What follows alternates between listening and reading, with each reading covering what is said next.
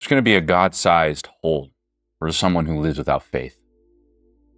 Now, faith is a very, very important subject, and to live without it creates a disembodiment of consciousness.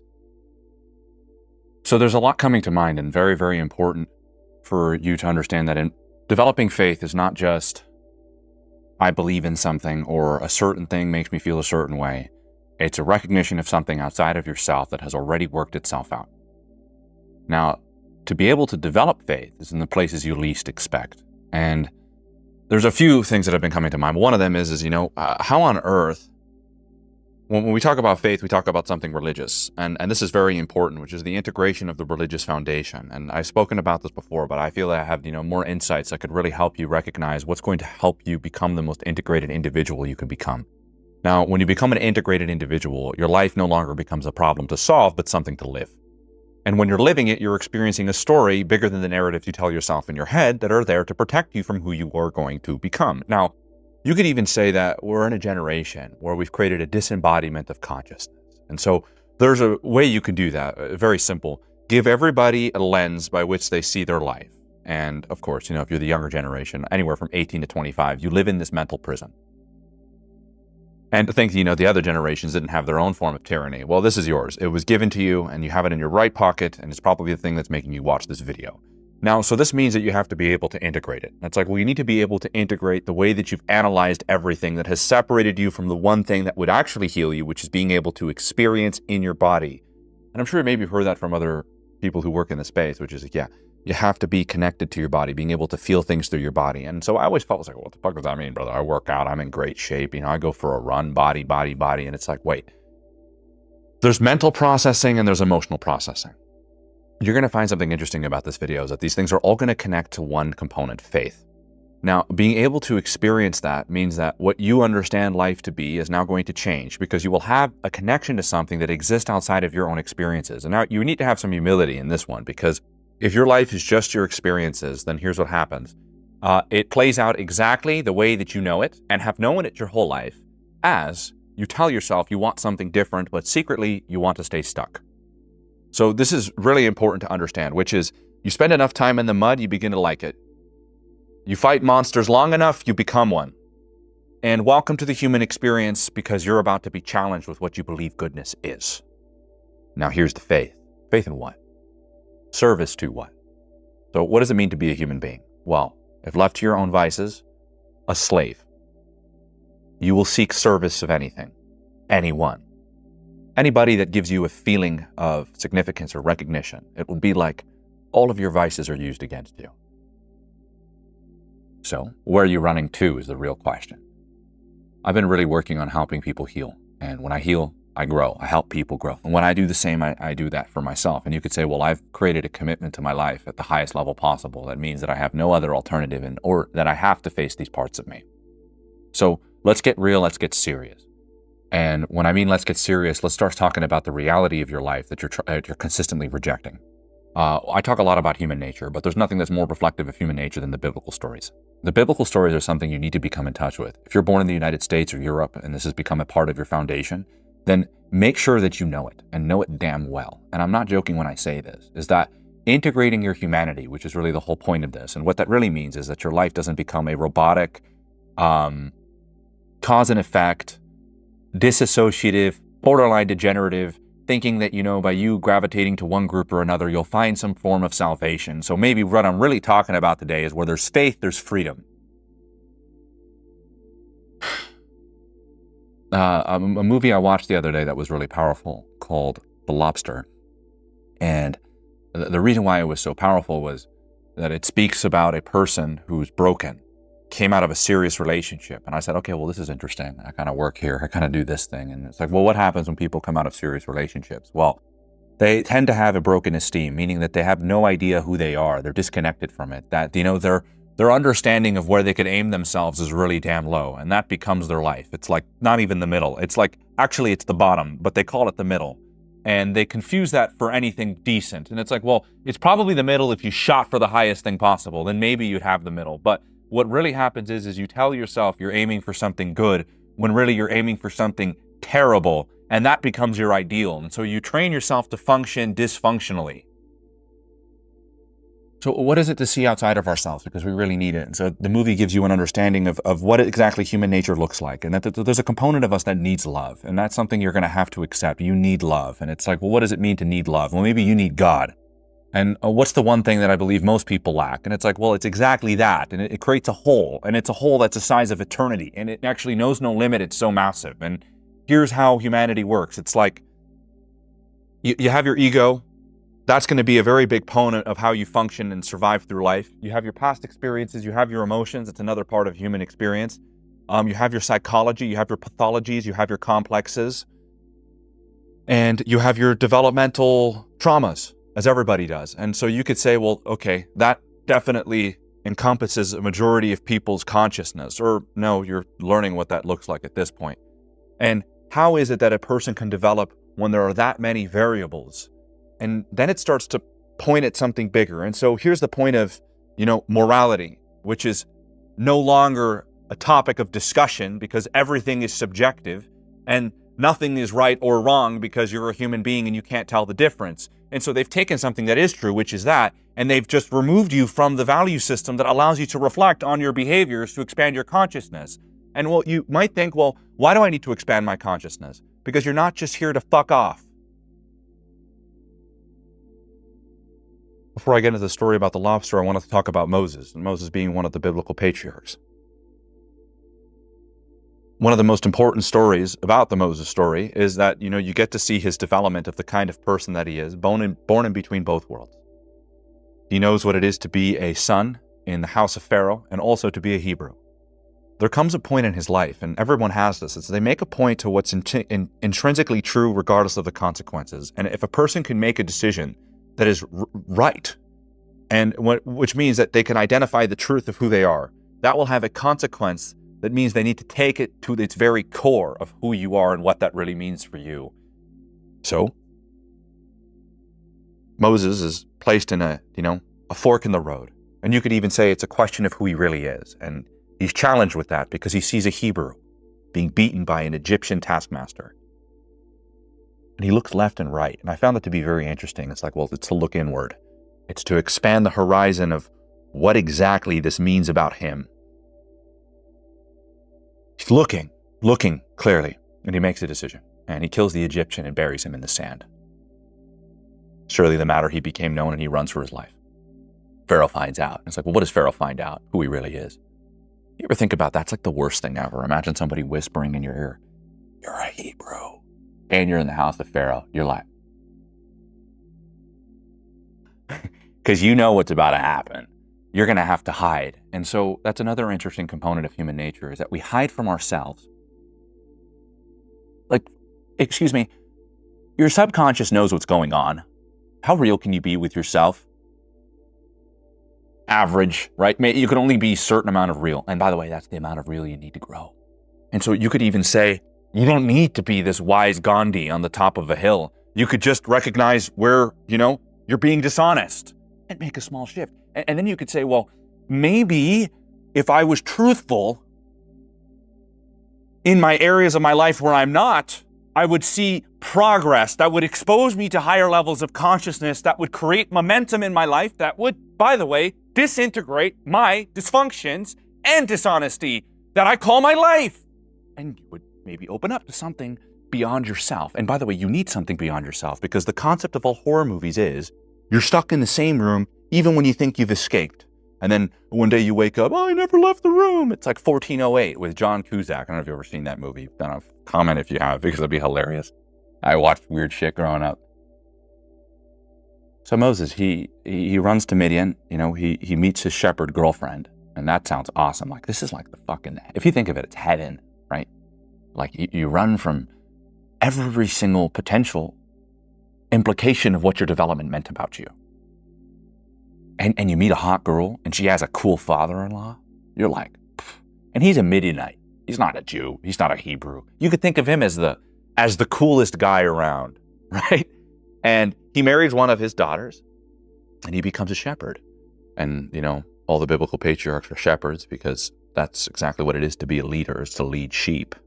And now that's maybe a little dark, but you have to be able to at least recognize that there's a component of human nature that seeks to do that. So I'm going to be using the biblical stories. This might be running a little bit longer, but I promise you it's very, very important for you to understand this, because I want this to speak to you, to speak to something in you that makes you go, okay, I'm going to give it a shot. I'm going to give it a shot in the dark. And so now, you want to know where a miracle happens? You pick up the bow, you pick the arrow. When that arrow goes and it leaves the bow, miracles happen. And you might go, well, I shot in the dark. Watch what happens. Most people don't even pick up the bow because they're too busy talking about a story in their head of every single shot is meaningless and futile, and they cross their legs and they feel sorry for themselves. To take the shot of your life allows you to recognize the miracle that happens when you do, and the adventure begins. And you could even say that we're disconnected from our consciousness, a disembodied consciousness, meaning not consciousness, not in the body, and that creates a slave.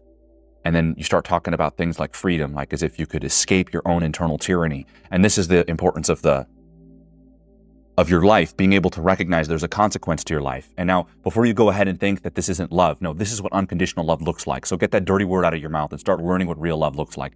Real love means that God won't allow you to waste your gifts. And so Moses one of the sheep stray off into one of the caves, and he sees a bush and it burns. And a tribute to his leadership is his sensitivity, and he looks at the bush in question. And you could even say, my God, the richness of a question to yourself. It's like a conversation with yourself creates a bridge between you and God. And this is a really good way to understand the self, because I don't throw it out in the narcissistic sense. That in order to develop a relationship with God, you need to be able to see the deepest, darkest parts of yourself that challenge your relationship with Him to the point where you recognize His eternal existence. Meaning that you no longer live a life where you fear Him. You live a life where you challenge the very integrity of Him. Meaning you bet on it every time. And God calls out to him and he tells him, you're going to free the Jewish people. And he's like, I'm not the guy for the job. And he goes, yes, you are. I don't make mistakes. And he goes, okay, I guess I am. He then goes out on the road. And as he goes on the road, God seeks to kill him. And you're like, well, that's a little abrupt. 1 second ago, you're just saying you're going to free the Jewish people. And the next second, you're going to kill him. And there's a very important detail. God sought to kill him because he did not circumcise his son. And now you could think about this. Your internal fraudulence, another way to say that is you being a fake fuck and denying the very thing that you are born here to do can get you killed.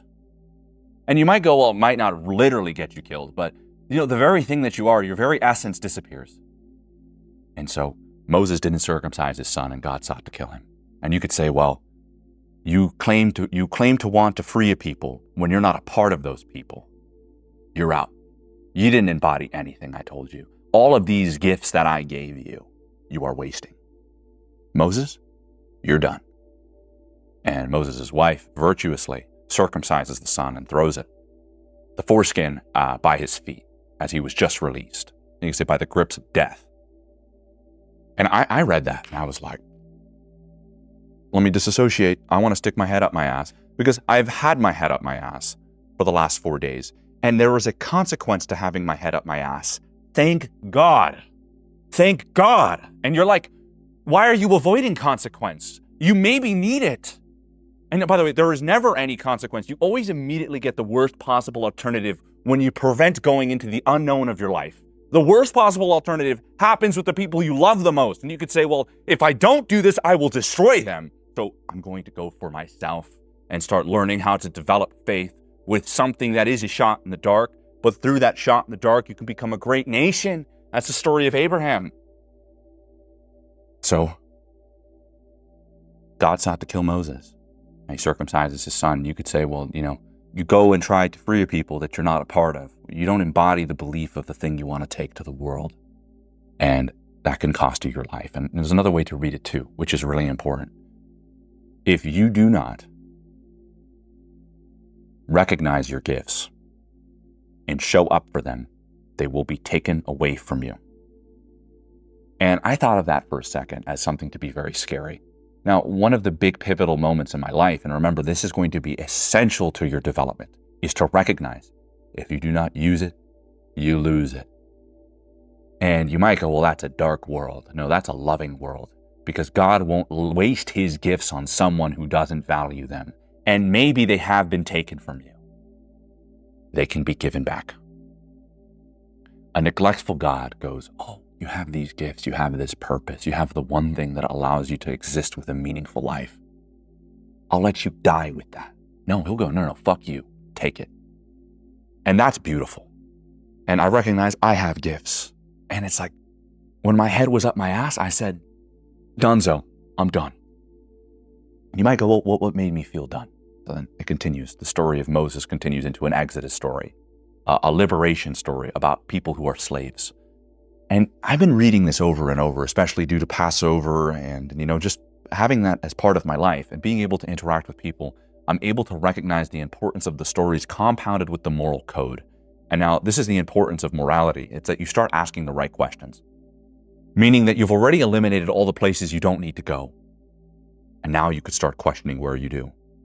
You could also start interacting with the part of you that wants to go elsewhere and recognize you don't have to.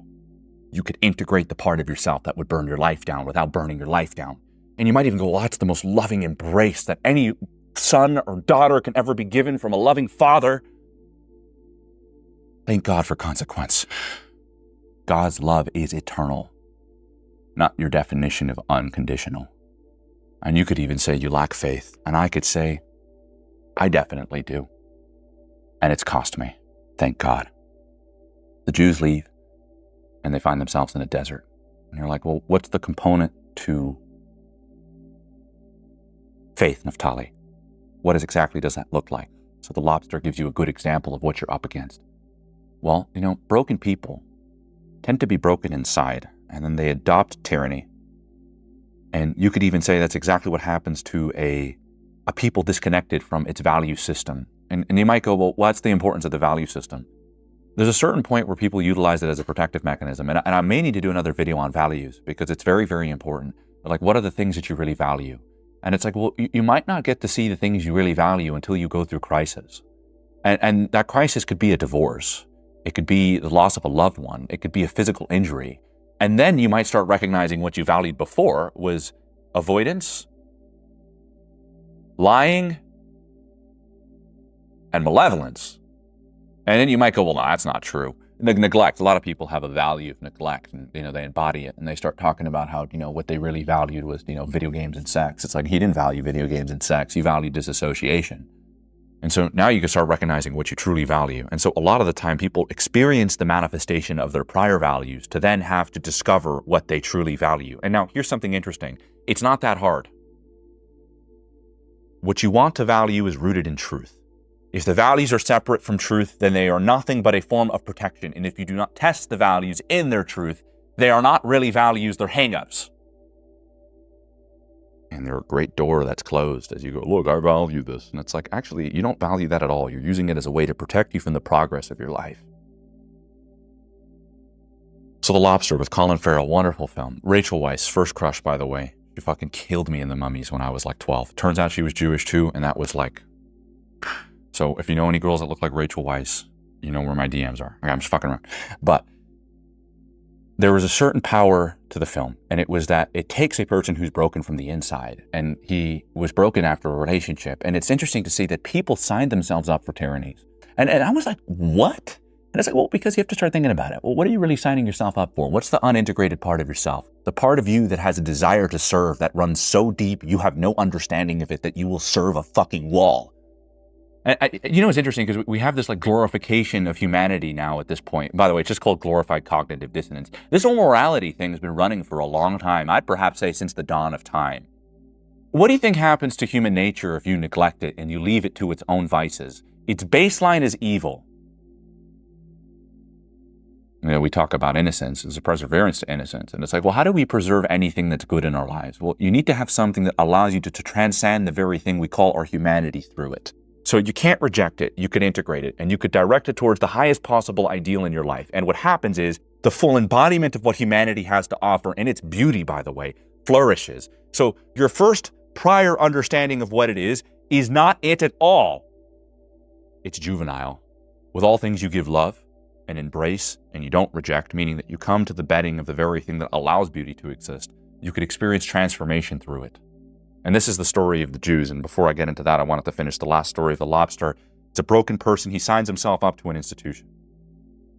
The institution pretty much says, You find love in 45 days. And if you don't, we turn you into your animal of choice. And I found that I was like, okay, what does that even mean? It's like, we'll turn you into your animal of choice. It's like, yeah. That sounds good. Turn me into a llama, right? And they're like, okay. So pretty much to the natural cause of things, meaning that, the cause and effect, being left to that. That's the best you have, that you're nothing more than an animal. And then, of course, everybody is there and they're looking for love. Everyone's looking for love. And I found that to be such a powerful drive to look for love. You should look for love, but you should recognize where it starts. It starts within yourself. And that's the same thing with faith. It's like, where do you look for faith? We externally search for faith. And what do we do when we look for faith? We're like, let me look for a girl that doesn't remind me of the girls of my past. And you go like this. There she is, right? So that's your human nature that's left unintegrated. You could say, well, that's your hopefulness, not faith. And hopefulness is very, very dangerous. Because what it does is you train yourself to not look. You fill yourself up on gas, not food. And you're lacking the very thing you're looking for. So everyone's looking for love. And the point is, you have to look within 45 days. So you could already say that this is like the worst possible idea. A bunch of broken people who are being rehabilitated to find love based off the institution's criteria in 45 days. And if you don't, you turn into a lobster. So you're like, is anybody really there? Is this connection? Is this cultivating consciousness? Well, it's doing the exact opposite. You're loading people into the worst possible situation.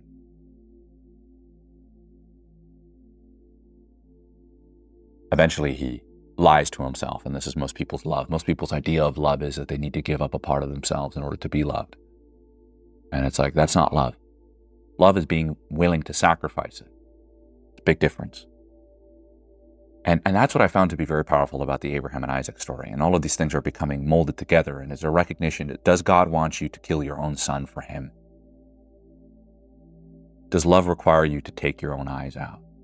So the end of the story kind of goes like this. He has to emotionally cut off a part of himself to be with the girl so he doesn't get turned into a lobster. And everybody goes, look, he found love, right? And of course, the institutional heads are just as corrupt and they have no love. They would shoot each other if they were given a bullet and a gun. And that was proven later. Eventually, he runs out into the forest.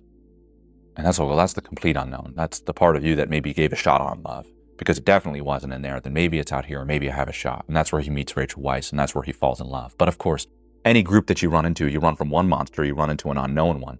The thing about people that don't integrate the part of them that seeks the institutional confinement finds themselves creating the free people who's also in a confinement with their own tyranny. And the people in the woods, they're called the loners. So there's the people that have to get married and have to do these things. Then there's the people who don't do it at all, and they make a whole philosophy around that. And if you do, we'll cut your tongue out. And so, of course, she's like, okay, one monster into the next. Throughout the tragedies they experience through it, their love transcends. But you might think, well, maybe their love transcends, but do they still get the point of what love really is? They managed to free themselves into the city. She lost her eyes throughout the journey, her ability to see. She became blinded because she broke the rules of the loner society. But the beautiful thing about love is that it transcends tragedy. It's not a hang-up. Bad things happen. The love is there. And it actually gives you an opportunity to show up for the person in the tragedy that allows you to express love that you didn't know that you had access to. And, he wants to share his world with her. And this is the thing that's very interesting also about the female nature component here, is that there might be a tragedy of her eating the fruit. And there's definitely some Adam and Eve components here, right? Which is, what is love? And is it to remove your eyes for the person you love, or to love them with the eyes that you have, but be willing to sacrifice them? A person who is not aware of what it is to be free will escape every physical institution possible to recognize the slavery they exist with themselves and the disembodiment of consciousness that exists within them. The most dangerous thing that we are the most afraid of is ourselves. And this is not me making a joke about this. It's a recognition that if you were to leave the worst of your environments, you would be left with the one thing that loves them. You seek slavery. You don't know freedom. You want to talk about God, the one that liberated you? You don't even know what you're talking about until you start recognizing the parts of you that go, I like being stuck. And the most powerful thing about the end of the film is he has a steak knife to his eye. Screen goes black. And you're like, whoa, Does love require you to take your eyes out for the person you love? Or it is the thing that allows you to live with all of what you have without having to cut a part of yourself to be in love? That's a question about God, isn't it? The Christian ethos is that God is love. I would even say that, love is a part of God. That's how expansive he is. When Abraham takes Isaac to the top of the mountain, he's given the challenge of challenges, and it's to take the thing that he loves most and be willing to give it up and to extend the knife, right? And they use the very similar thing to put the knife to his eye.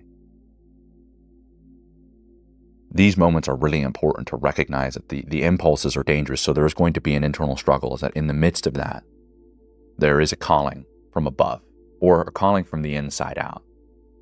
It allows you to recognize, no, that was not the point. The point was to be able to see that I could. Because if love requires you to cut off a part of yourself, then this is no love at all. Then this is another form of tyranny, and there is no such thing as freedom. And the human spirit diminishes. And so you could even say, well, faith is the ability to recognize that your whole life is being one tyranny, one big slavery. And the recognition of faith is that there's freedom in your life that exists outside of your experiences. And through those very experiences, you can transcend. And then you could recognize that whatever confinement you leave, you're left with the confinement of yourself. And the Jews, once they leave Egypt, is one of the most powerful stories, because you start recognizing, what does it really happen? And it's like, well, it's people that can't experience their consciousness within themselves. They constantly separate it. And so you could even say it's for people that can't experience their emotions. And then you're like, well, what does that mean to not experience your emotions? It means to experience the very things that are in opposition to what was told, that what intrinsically brought you out. If you do not know how to experience doubt, despair, hopelessness, you will never learn how to develop faith. The very process of what you're watching when they leave Egypt, and by the way, you might recognize that the story of Numbers was actually called Numbers, and this is what is a little like I say, a Jewish joke, is that it's because of how many Jews died in the desert. It starts with a head count, but a majority of those heads didn't go in. And when you're closest to the promised land, and that's the very thing that is your heart's path, it's the land flowing of milk and honey, that's when you'll fuck it up the most. The importance of being able to experience your helplessness or hopelessness or perhaps despair or doubt is that is the very process where you get to go deeper with what it is to believe. The external search of safety leaves people looking in a world that has never showed them that safety outside of themselves when they could find it internally. And what I mean to find it internally is what it is to be strong, is to be able to be in the face of it and to recognize a truth that exists outside of yourself through this. We have a story that we like to tell ourselves, and that story is, I want to grow. No, you don't. What you really want is to stay exactly the same. You love the mud that you've been playing in your whole life. You love the two-faced women you keep dating. You love the men that are abusive and tyrannical. You love the life where you have to cut off a part of yourself, and you've made yourself accustomed to that life. To recognize your humanity is to recognize the part of you that wants to be enslaved. And if you can't find the part of you that actually wants to go back to Egypt, then you'll never know what it is to enter the promised land, because that came out of the Jew's mouth every 5 seconds. Let's go back to the land flowing of milk and honey. Let's go back to the place that we knew. Actually, in fact, that's Egypt. Let's go back. And you have revolutionaries trying to go back to the very confinement that they've freed themselves from, and they project onto Moses that he's this tyrant that brought them out there to die, and this God, well, he's a cruel one. To connect your consciousness to your body is to allow yourself to experience the very things that trigger the flight or fight responses. And so from a psychological perspective, to be able to experience the things that would make you want to dip out, make you stand in the face of the very things that keep you strong, connected, inspired, faith-driven. And here's the story of faith. The story of faith is a story of love. If you don't know how to have that, then you will only have what you've only experienced your whole life. And I believe that we all understand that to be the thing we fear most, which is you have to cut off a part of yourself in order for someone to love you. You have to be someone you're not. No, the story of entering the promised land or being freed from Egypt is a recognition of human nature, in human nature having to accept that we like the tyranny, to then recognize what it is to be free. when left to our own vices, even when we left the very tyranny that we wanted to leave for 400 years. We have to start recognizing that's the very thing we look for. Maybe you like to be stuck. Maybe you don't want to be in love. Maybe you're afraid of being seen. And if you had the ability to write that down, you'd be left with the one thing that would allow you to move forward. Being real means that you're being true with you. And a little bit of that truth can burn the parts of yourself that are stopping you from experiencing the liberation your soul needs.